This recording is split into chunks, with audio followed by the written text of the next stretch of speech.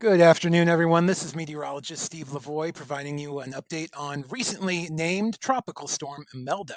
So, taking a look at the latest satellite imagery, the thing that probably draws your attention the most is in the upper left corner. That is Hurricane Umberto. The good news is Umberto is going to head out to sea, not impacting us here in the Midlands or CSRA. What we are keeping an eye on is actually currently located in the Bahamas, and that is Tropical Storm Imelda. It's currently located near Andros Island in the Bahamas and is moving generally off to the north. We've had aircraft in there all day today, and just recently they saw some stronger winds off to the northeast of the center, and pressures have been falling pretty steadily throughout the day. And so we now have Imelda with winds of 40 miles per hour. As you can see with the 2 p.m. advisory, it is moving off to the north rather slowly at about 7 miles per hour.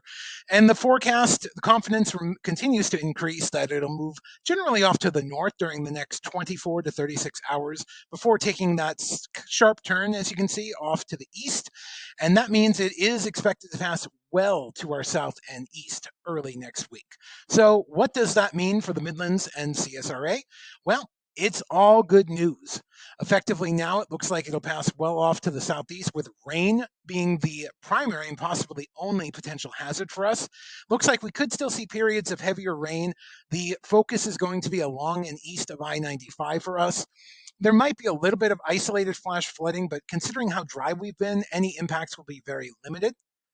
And specifically, these are our forecast rain amounts, and you can see that they have come down a lot from our last update. And maybe a few amounts out in the east, as I said, around an inch, maybe a little bit higher. But ultimately, it looks like just kind of a wet day coming ahead for Monday and into Tuesday.